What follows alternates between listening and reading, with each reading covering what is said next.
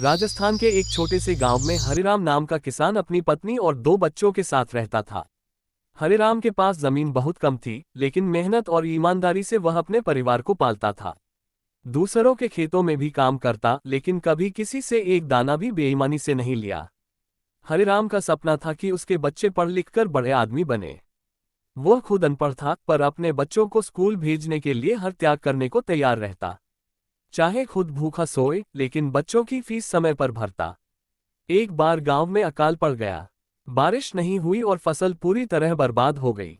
गांव के कई किसान कर्ज में डूब गए और कुछ ने चोरी चकारी भी शुरू कर दी। पर हरिराम ने ऐसा कोई गलत रास्ता नहीं अपनाया।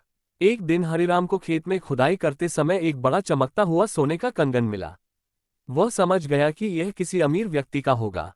कुछ पल के लिए उसके मन में आया कि इससे वह अपने सारे दुख मिटा सकता है, बच्चों की पढ़ाई, घर की मरम्मत, बीमार पत्नी का इलाज। पर उसके संस्कारों ने उसे रोक लिया।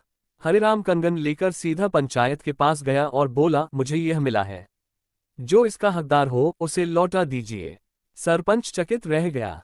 थोड़ी ही देर में पता चला कि वह कंगन पास के शहर से आए एक अमीर व्यापारी का था, जो तीर्थ यात्रा पर आया था और गलती से गिर गया था। व्यापारी ने हरिराम की ईमानदारी देखकर उसे 5 एकड़ उपजाऊ जमीन भेंट की और बच्चों की पढ़ाई की जिम्मेदारी भी खुद ले ली। सरकार ने भी हरिराम को सर्वश्रेष्ठ नागरिक का पुरस्कार दिया। कुछ सालों बाद हरिराम के बच्चे शहर के बड़े अफसर बन गए, लेकिन हरिराम आज भी गांव में रहकर वही सादा जीवन जीता है। खेतों में काम करता है और लोगों को सिखाता है, ईमानदारी से मिली रोटी सोने से कहीं ज्यादा कीमती होती है। सीख।